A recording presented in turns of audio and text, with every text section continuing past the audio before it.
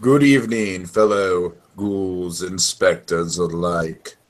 Your ghost host with the most here, Tiki and BlueDragonFive, here to engage in some haunted holiday hijinks by trudging through the catacombs and dusting off the cobwebs as we recount our spooky selection of Halloween classics.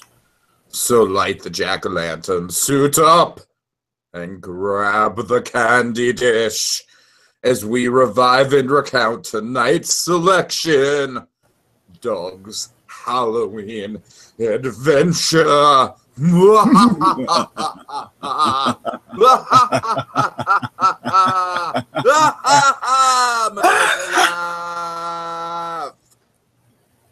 boy. All right, Dragon. We are back yet again for another haunted holiday hijinks.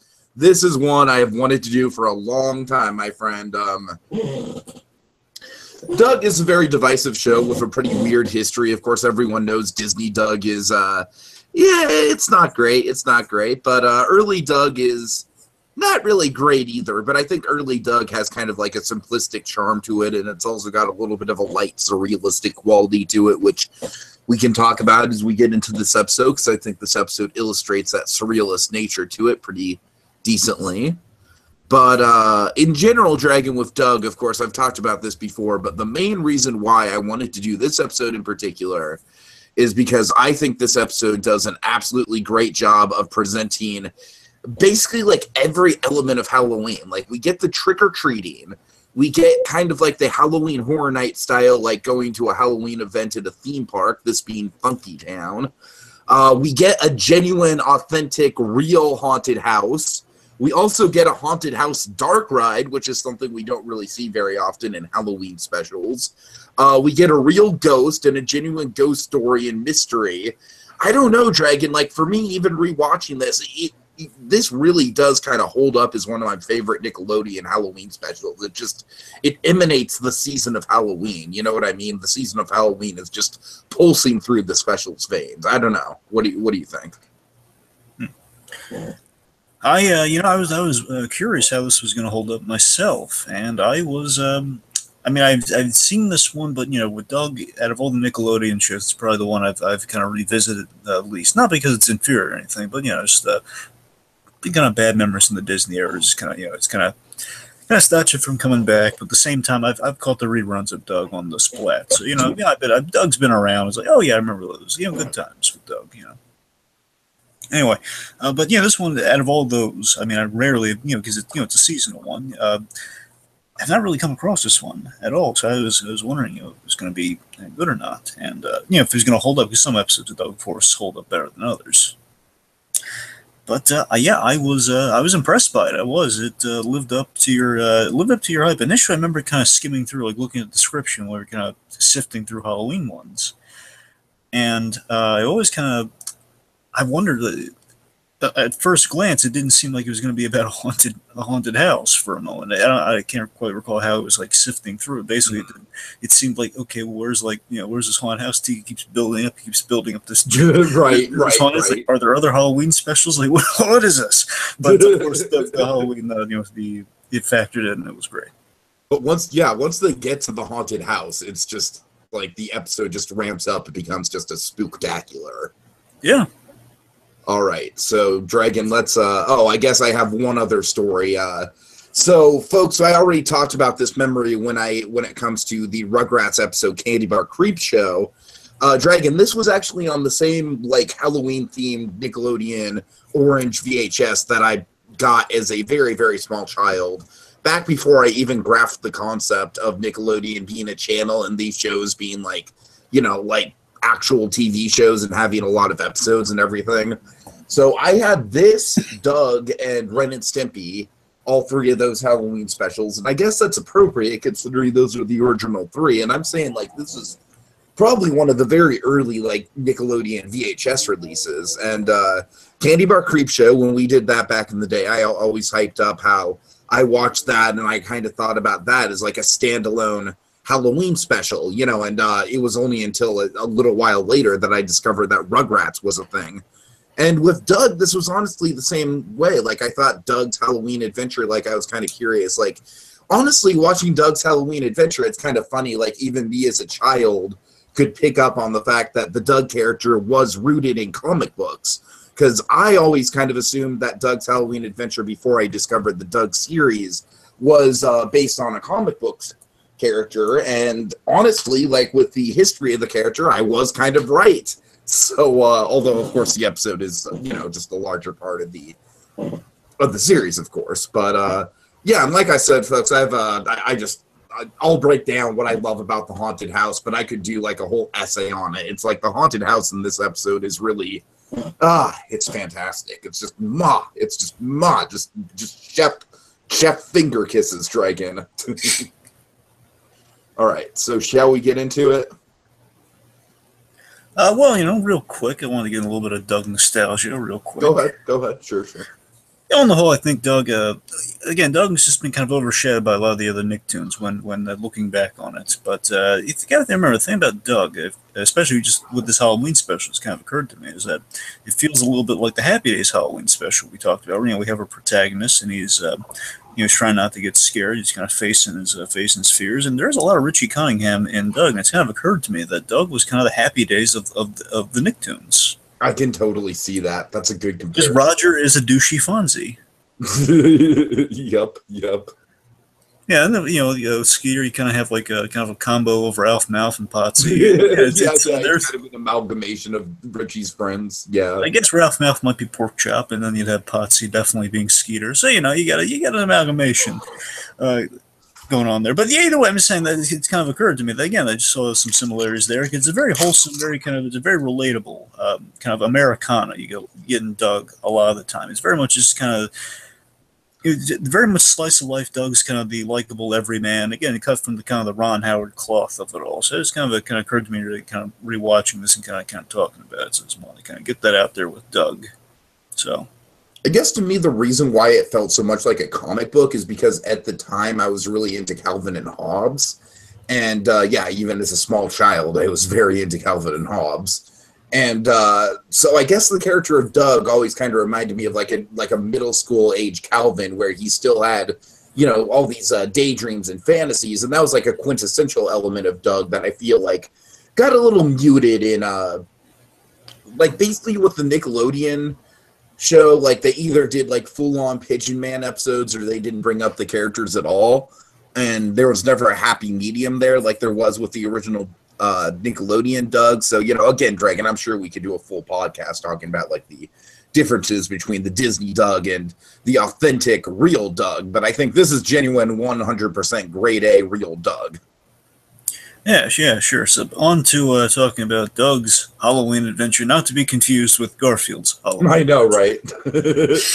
I got a good chuckle out of that when I loaded the episode up. But also another kind of comic strip, comic strip adapted property. Yeah, see, even as a young child, I wasn't technically wrong. All right. Yes, congratulations, young child version of Tiki. Good morning. So, Dragon, you brought up the whole other shows kind of overshadowing this show. I think the big elephant in the room is Hey Arnold.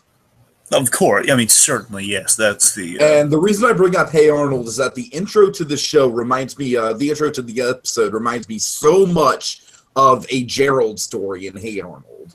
Tiki, I think you're absolutely right about that.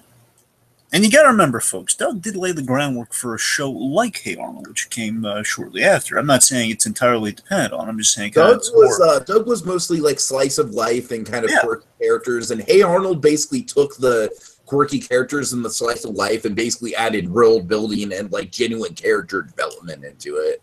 Yeah, that's the thing about it right there. It's what if Patty Mayonnaise is more interesting? Essentially, that's kind of what you get with Hey Arnold. We could follow these characters. Oh God, Helga Pataki is infinitely more interesting than Patty Mayonnaise. That's what I'm saying. But it's a good litmus test, Tiki. It's a good litmus test for just kind of like, okay, we can start. Okay, we can establish these characters, these reoccurring characters, and then of course, in another show, we take these recurring characters and we kind of develop them to a point where we can actually follow them for episodes instead of our namesake character.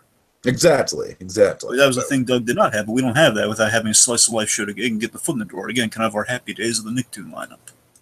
All right. So yeah, Skeeter's narrating the story of Baron von Hecklepopper. Or Yes, Hecklepopper, so I think.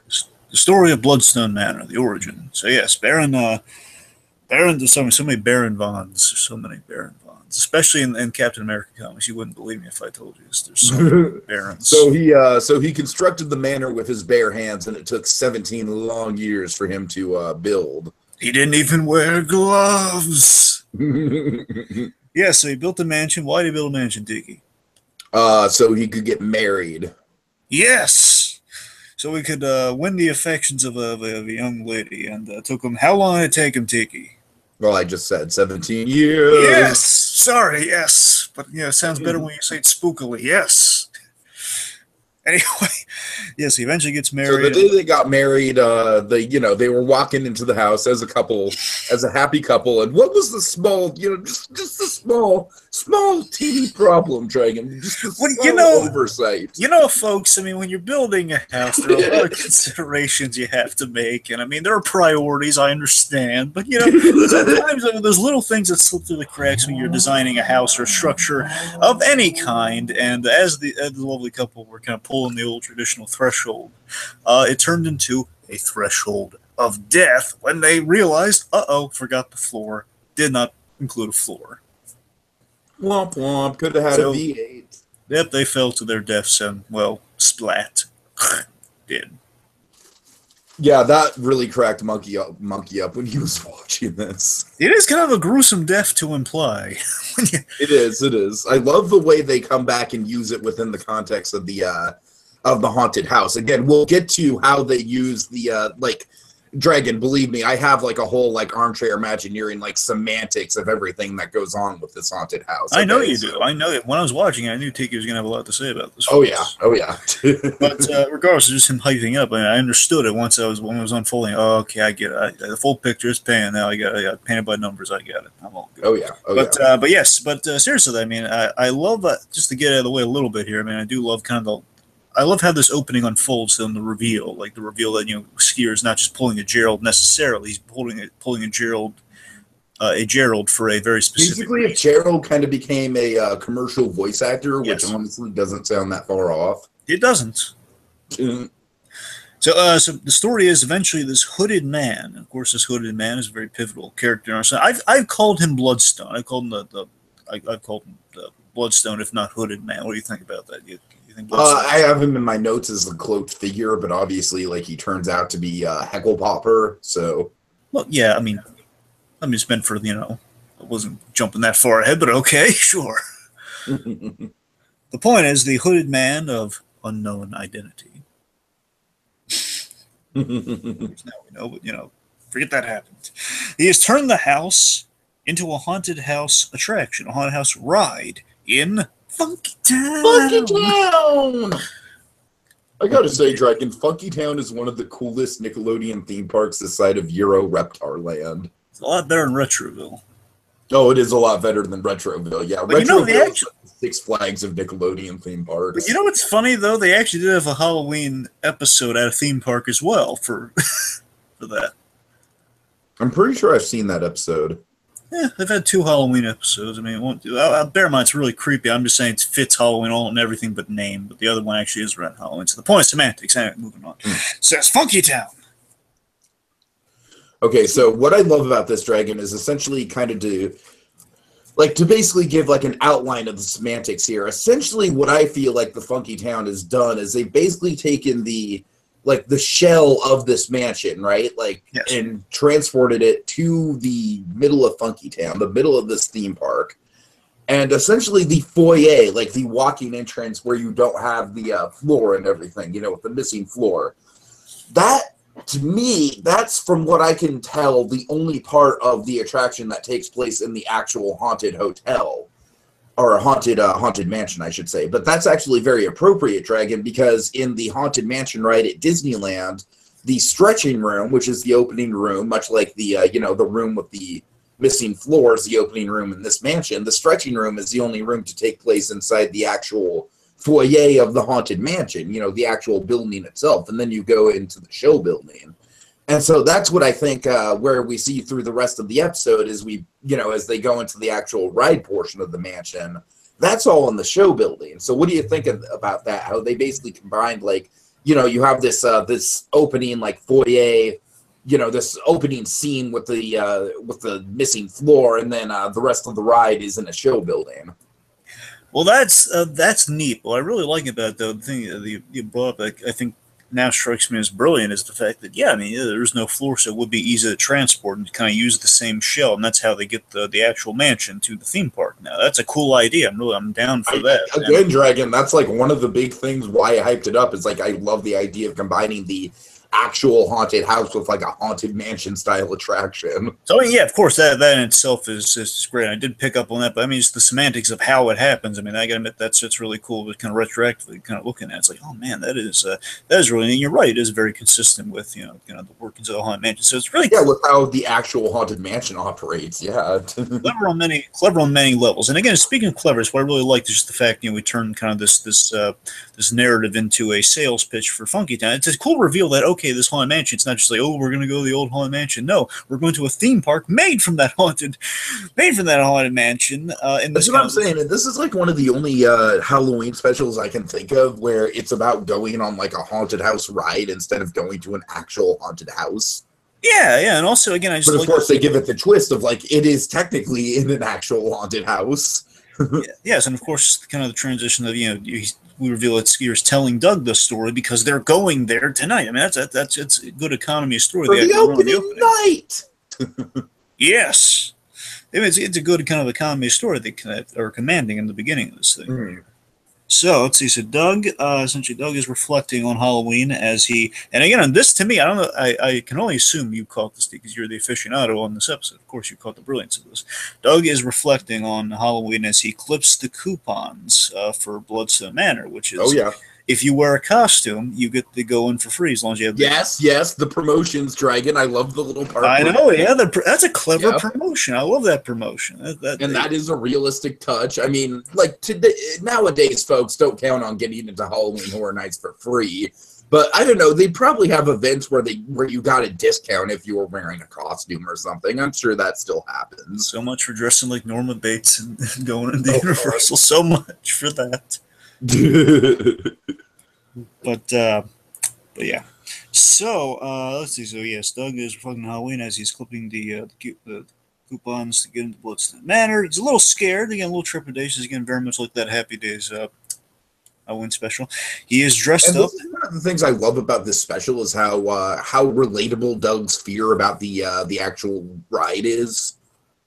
Yeah, again, this is a premise that we've seen kind of duplicate. I'm not saying Doug was the original for this. It may have been. I'm not gonna lie, but the idea of the being afraid to go on a ride and trying to kind of circumvent that, and we've seen that done on SpongeBob. We've seen it. I'm sure we've seen it done on Cat Dog and Hey Arnold.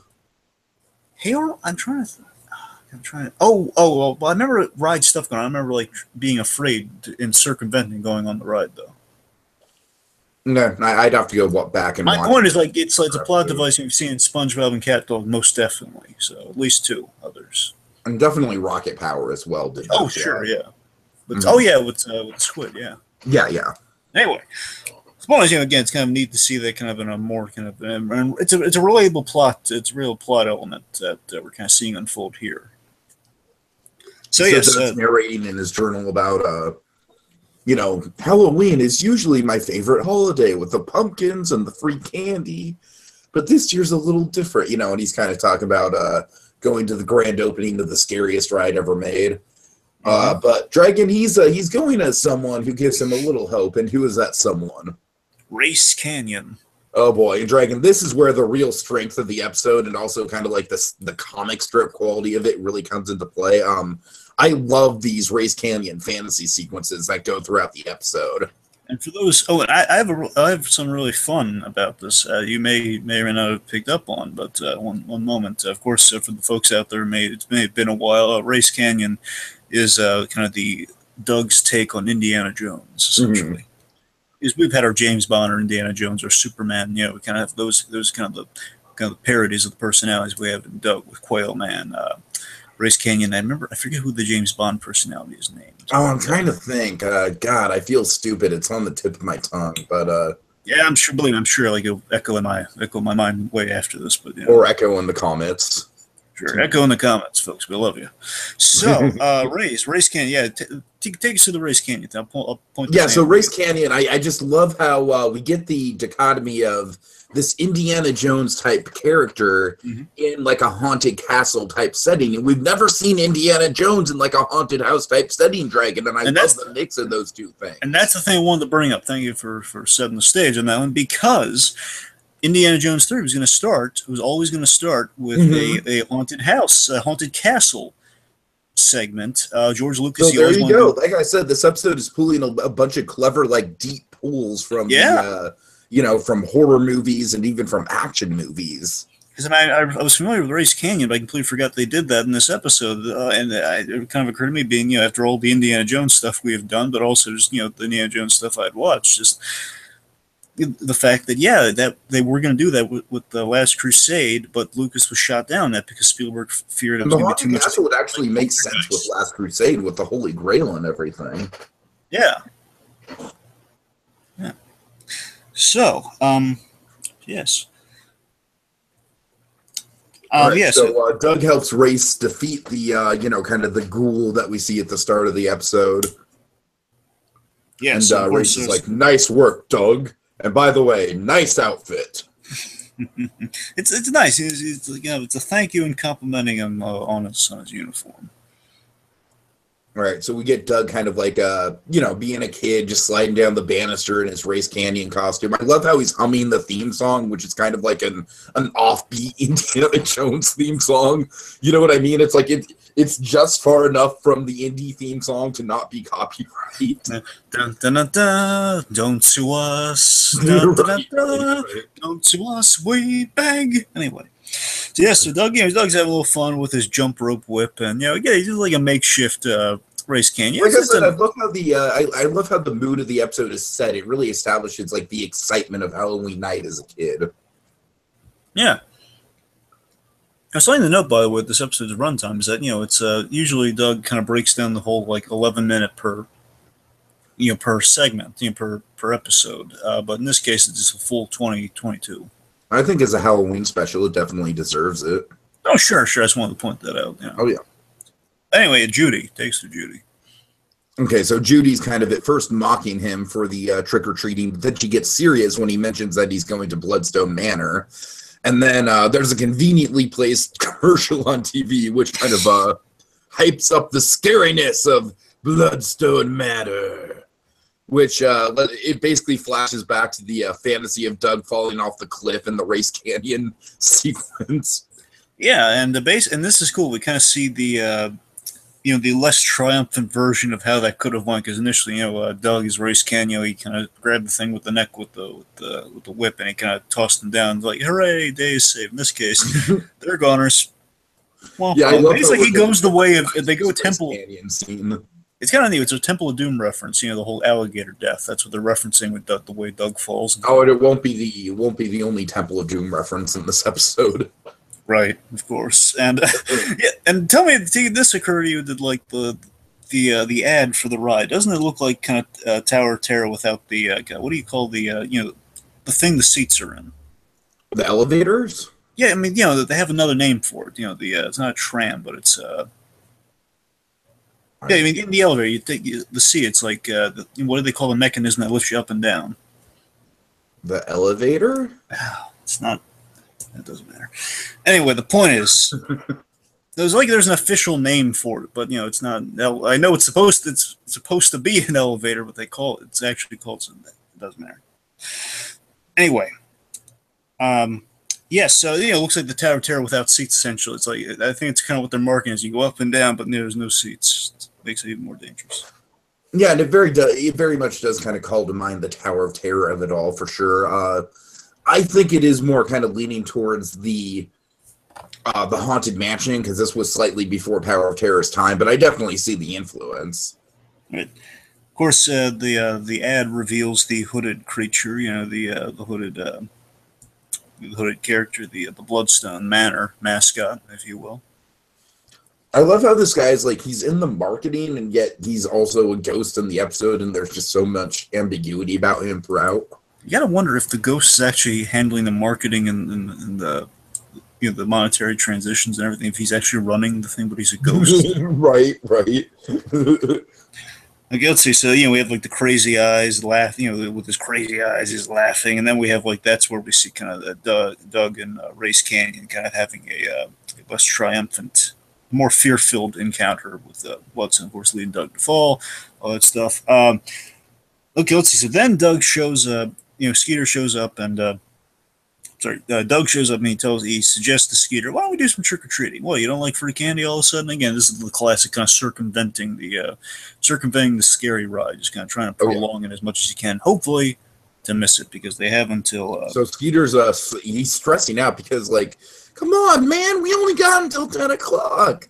And importantly, because this is a very real-life factor in stuff like Halloween Horror Nights, if you don't get there early, there's going to be huge lines. Huge Harry Potter-esque lines. Huge lines. No, Harry Potter's not actually open during Halloween Horror Nights. I just mean, it's huge lines like the Harry Potter ride. Oh, yeah, for sure.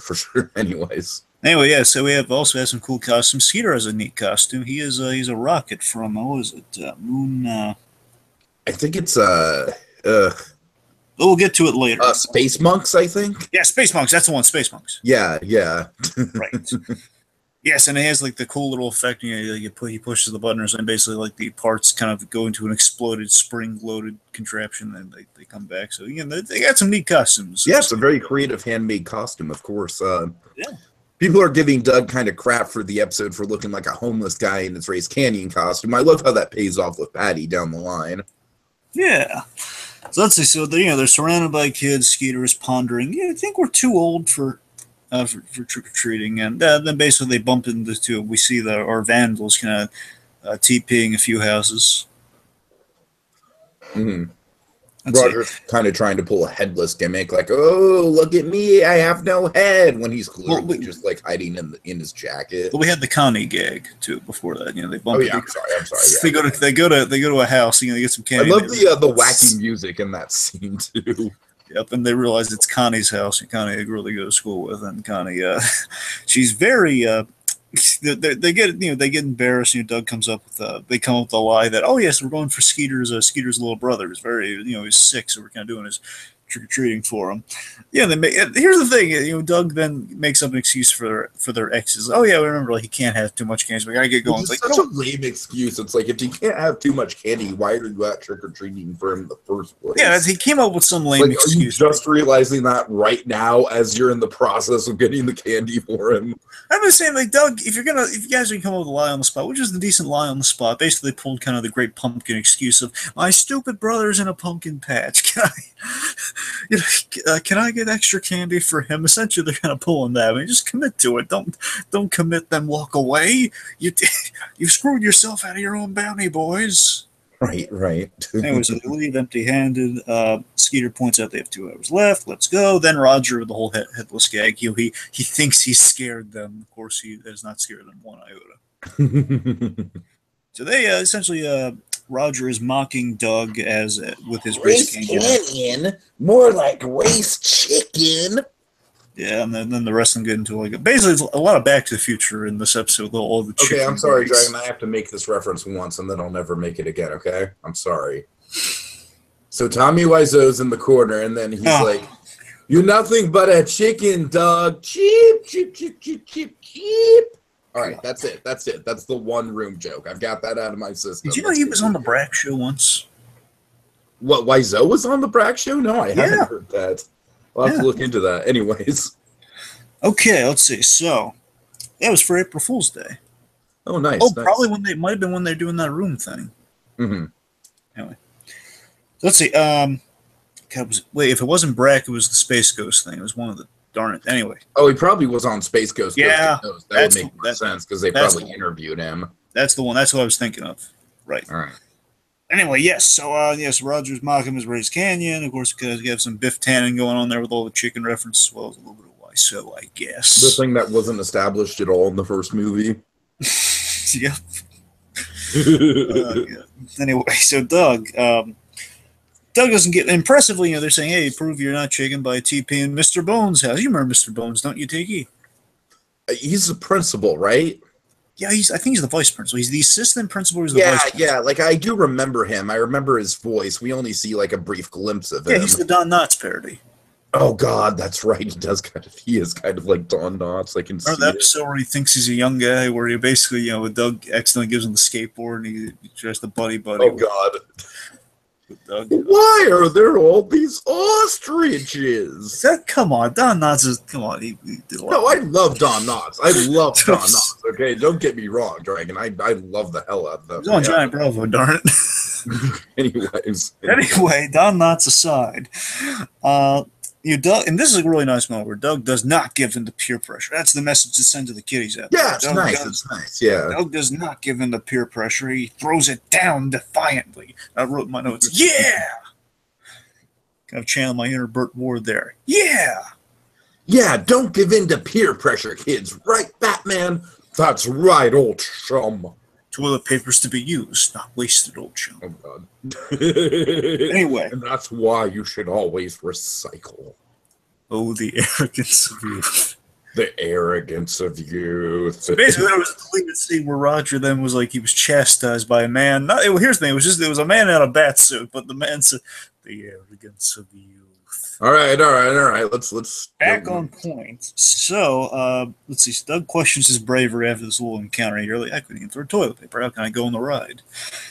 Essentially, he kind of passes out at the not literally passes out, but he kind of like passes on the bus ride at the last minute as the bus to Funkytown is pulling out. You know what's weird? That shuttle that closed remarkably fast. He didn't really turn it down as he was like hesitating. Skeeter, I don't know if I can do this. Oh, that's true. That's true. He's like hesitating, and then the bus is just like, "All right, we're off." It was like less than a minute. That shuttle driver just he blew away, man. I agree. Okay, then Skeeter, again, it's nice that Skeeter accepts this. Skeeter is being a good friend. Says, okay, well, we don't have to go tonight. So let's see. But then we have Patty as the Deus Ex Machina arrives. You know what? I like Patty as a Deus Ex Machina on this episode. Yeah, I think it works really well. You're right. Yeah, she's a rather nice, she's a rather friendly Deus Ex Machina. But yeah, she shows up with her father in tow, and they kind of save the day because she's heading to Mimi's party. Mm-hmm. And I love this. She recognizes Skeeter as the spaceship from Space Monks. And then she says Doug is like a splitting image of Race Canyon, only a little shorter and without the hat. Yeah, which was nice. Oh, it flatters Doug. Ain't that cute? You know what you want to see these two kids. We should also mention that Doug lost the hat when the bus pulled out, right? Yes. Yeah, that's an important plot point. We'll get back to it. It is. Yes. All right. It's a little flattery of Doug there. It's like, oh, don't you wish these two kids got together? Okay, so that we get a nice Doug kind of inserts Patty into the Race Canyon fantasy. Oh God, I love this dragon. I love this. Like basically, the Doug Race Canyon like just runs into the mansion, and all the ghosts. I love the effect on the ghosts. It's like the classic kind of like they almost look like paper ghosts. As they're like flying out of the mansion. Like so, basically, Race Canyon Doug scared the ghosts off. And then, of course, Patty runs in, and this is a classic Panty Mayonnaise delivery. Like, oh, Race, you're my hero. Also, I just love this. He just walks in, he kind of pulls a Harrison Ford here where he says, beat it. And then they all flee for their lives. Right. Monsters and stuff. It's funny. Harrison Ford actually pulled something like that in real life, but it was less. Basically, he cleared traffic by telling everyone, hey, get moving. He just got out of his car and says, hey, everyone, he basically directed traffic and told everyone to get out. God. Well, I mean, if you're going to listen to anyone in traffic, listen to frickin' Harrison Ford. I mean, come on. Yeah, they're so ticked off, too. It's funny. Right. So, let's see. So then Doug, very confidently, he asked Patty for a ride. Because he needs to cross the threshold of death. Yes. Okay. So before they... to Funkytown! Basically, Doug asks, won't you take me to... And Skeeter interjects with, Funkytown! Anyway. Gotta let me... All right, so... It's okay. So, yes, before they go, Patty and her father informed them From the ride test, you take us through this. Yeah, so I love how chummy the dad is getting in on this. Like he's like, he's really getting in on giving Skeeter and Tug a big scare before they go into the park. Like, oh, didn't you hear about the 2 workers? They came in, but then the only thing that came out of the ride was their boots. And then someone passed that rumor along. Who was that someone, Dragon? Skeeter. Oh boy, that's a cute gag, and again, that feels like such a Happy Days joke. It really does. It does. You're right. You're right. Anyway, it's just rumors, man. Okay, so let's see. So yeah, rumors. There's also rumors that the hooded figure is still there. So. Anyway, okay, so we have Big Harry to the Mayonnaise clan and. Go into the park, and at first it looks. I love this, Dragon. I love how it's like there's not a real line to get into the actual park, and Skeeter's like, "Oh, we might have hit it right after all." And then you get into the park itself, and it's just a massive line. A huge Harry Potter-esque line. Yep, Harry Potter-esque line. Yep. But to be fair, it might move considerably faster than the Harry Potter line because it actually, the Harry Potter ride's a people eater. You'd be surprised. It moves pretty fast. Oh yeah, I've been on that thing once. It does kind of load you up quite fast. Yeah. It's fair. So basically they start at 8:30, and then by the time they get up there, it's 9:15, and they have until. I love the timing of that. It's like it's so on point. It's like an hour and 15 minutes in line. Yeah. So let's see. So then we have the. I'm sure we have like this. Roger pushes his gang to the front of the line, like we're with them. Yes. Yeah, I don't know if Roger's guys were there. It was just Roger alone. We know his guys factor in later. Oh, yeah, you're right. The guys are kind of like waiting in the wings. You're right. So, Roger kind of pushes to the front of the line with Tug and Skeeter. So, basically, what we have now is an opportunity to include Roger in our little story. So, they're told the park is closing despite there still being 15 minutes left. I can't tell you how many times this has happened to me. Really? Yeah. When I'm like in line for a ride and it closes before the park actually closes. Weird. So basically, all but the trio again. Those guys made tracks fast because it was Doug, Skeeter, and Roger left. Like the trio was left alone. And of course, Roger has a funny line. After we waited all this time, he just cut lines very last minute. Yeah. So let's see. So then the doors open. Kind of like kind of a maintenance thing. The doors are open even though the ride's closed. Again, people can kind of wander through. Roger kind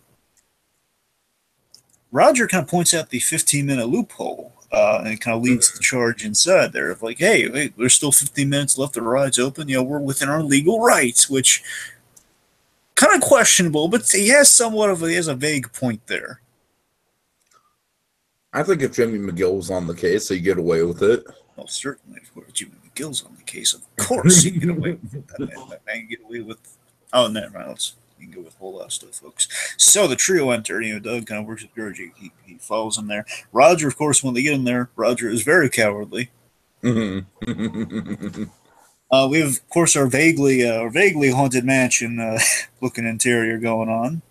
Basically, as you see it before us here.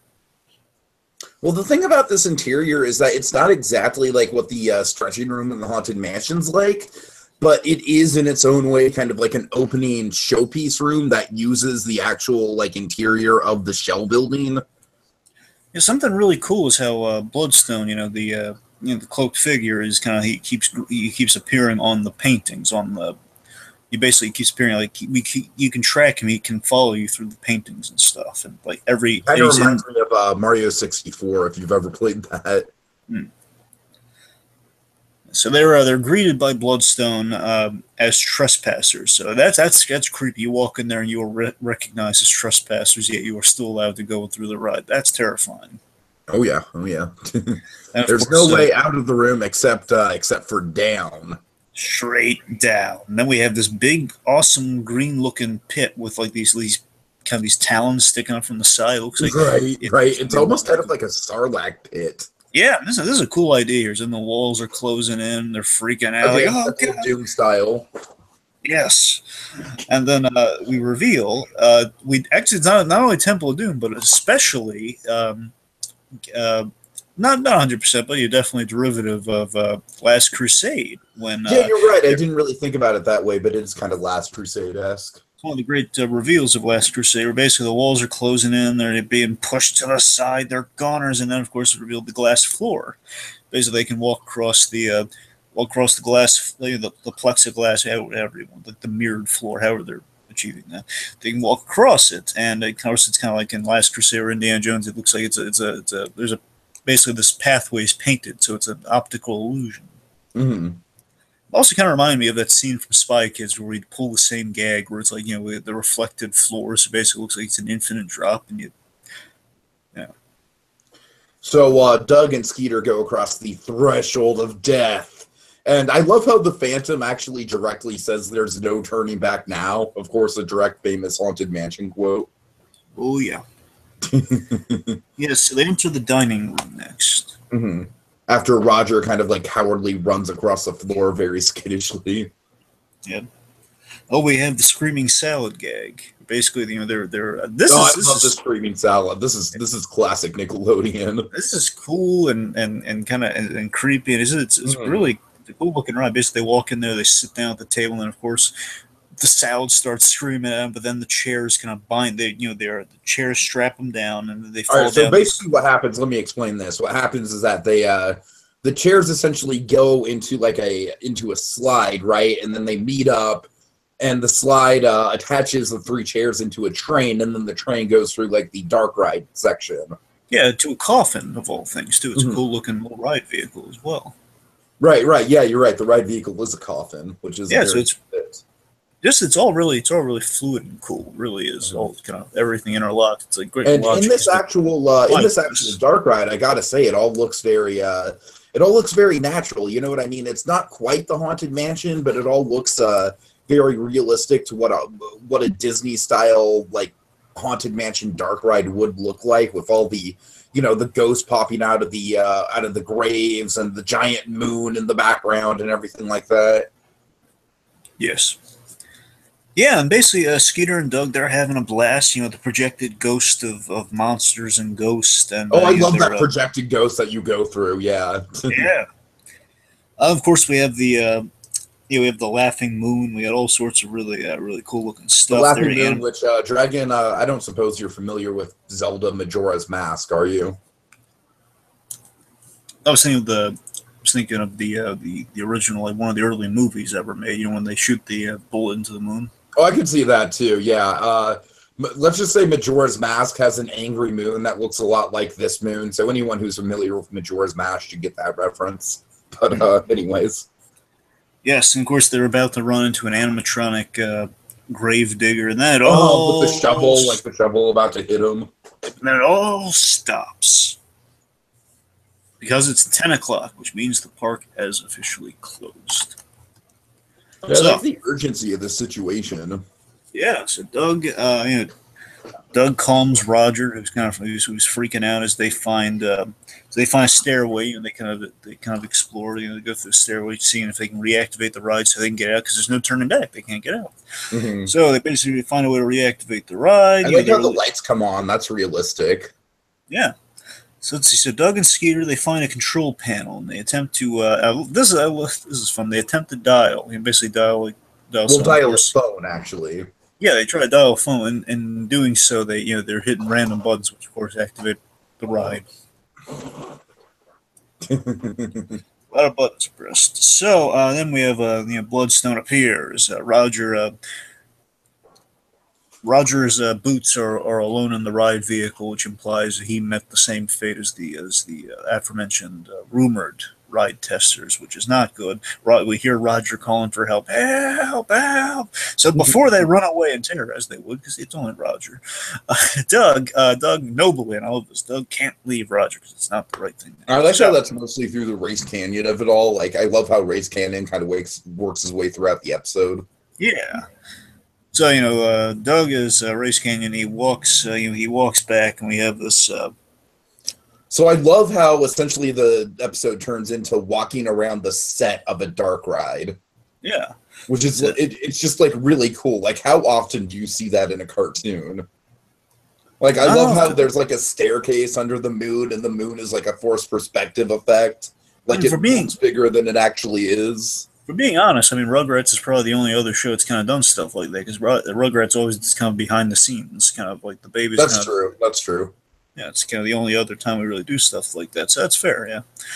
Yeah, so basically they're going behind the scenes looking for Roger in the now operational ride, which of course you and I both know, especially for all the horror stories we've heard about stuff that has just kind of gone wrong, during rides, especially people kind of are not in their designated seats. Let's say very dangerous.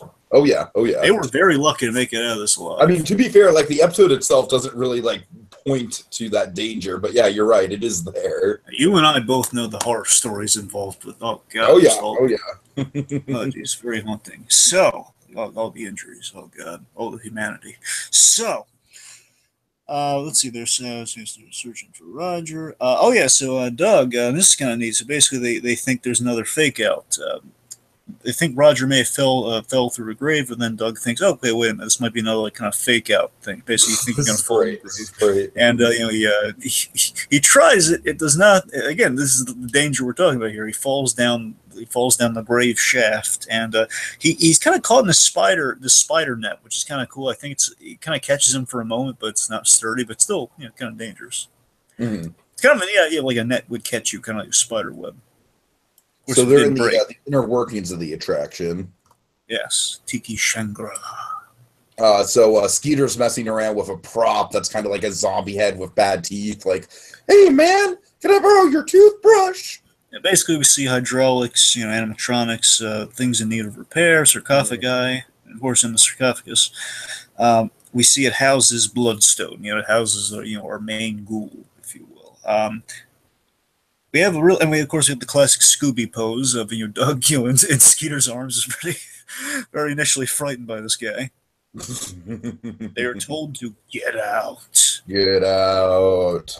So Skeeter wants to leave. Who wouldn't after an invitation like that? But then this is nice. Doug hears Roger yet again, and we have this man or chicken moment too. Doug looks at himself. I love the symbolism here.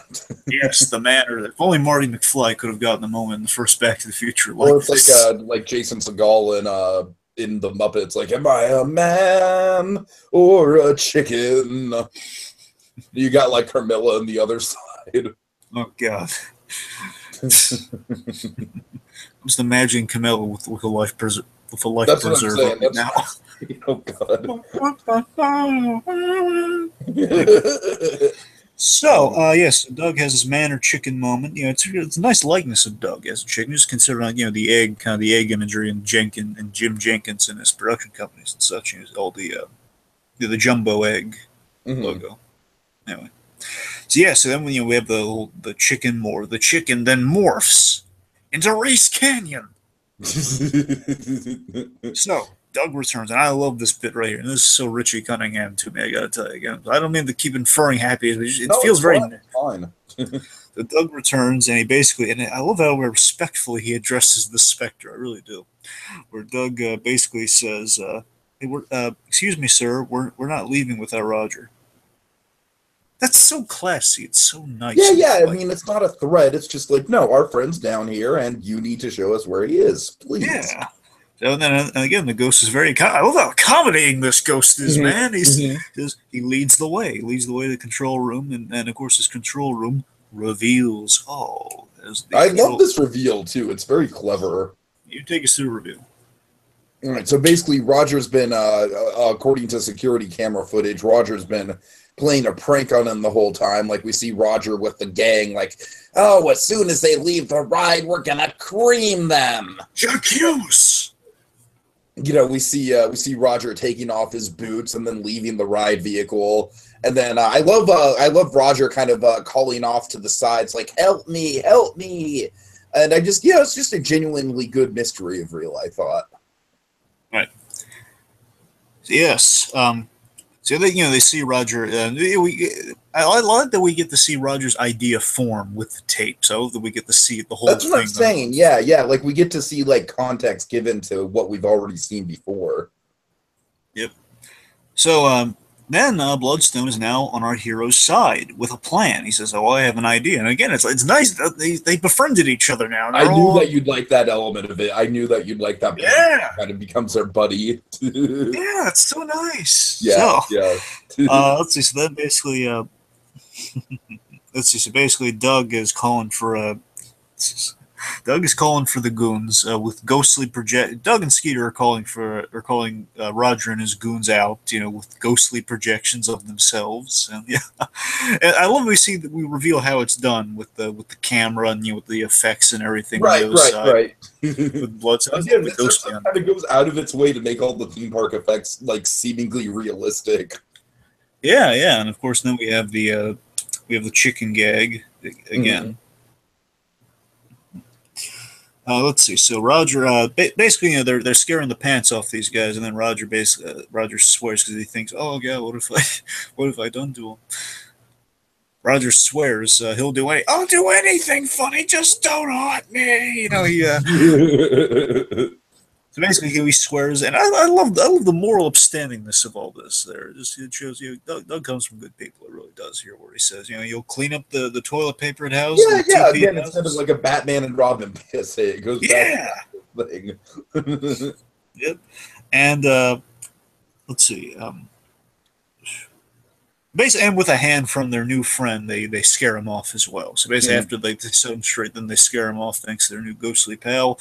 Then, this is funny. Doug and Skeeter. I knew you'd love this image of like all three of them just like walking down, like laughing it off, like, oh boy, they had such a good time, just laughing it off. It's so uplifting. They walk, with Bloodstone, and then they reveal.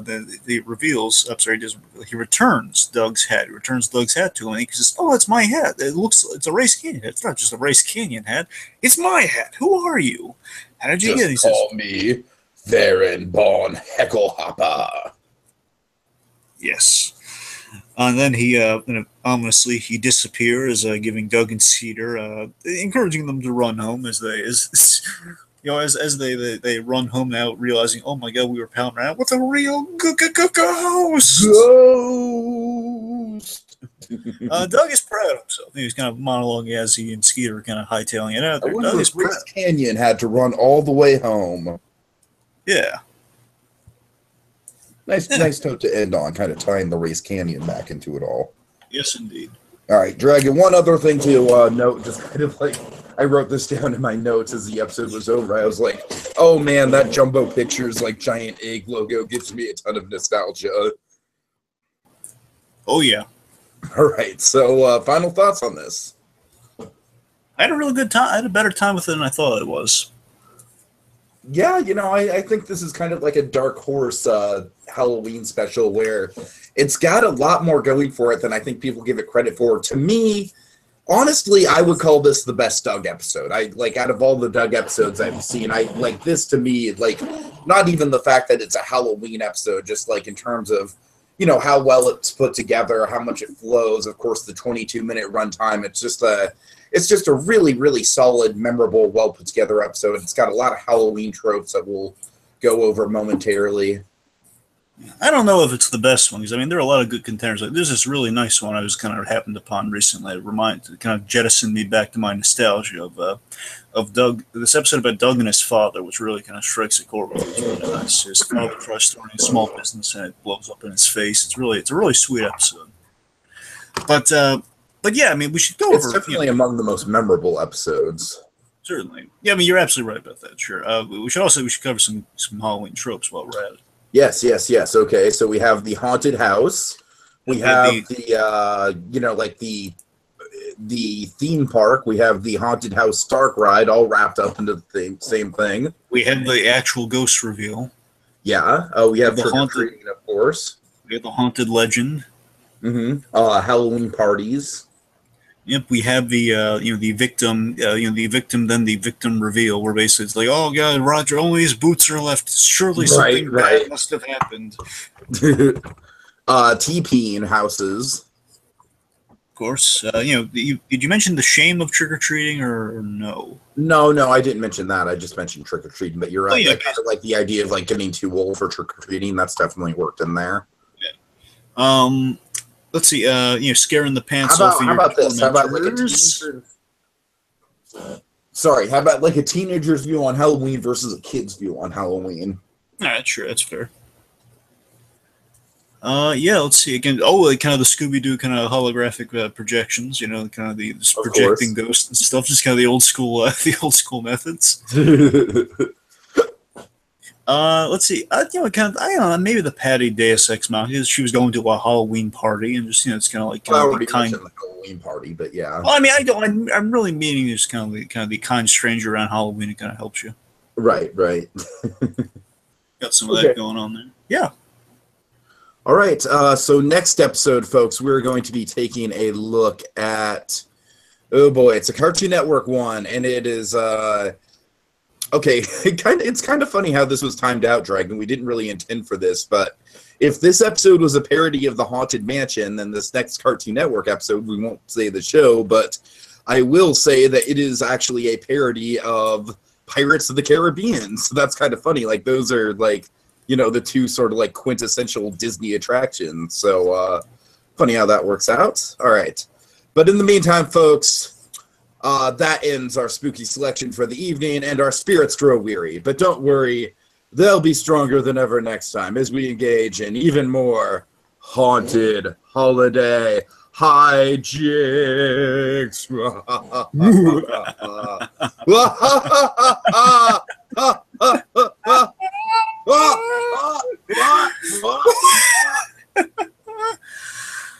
Nothing but a chicken dog. Cheep, cheep, cheep, cheep, cheep.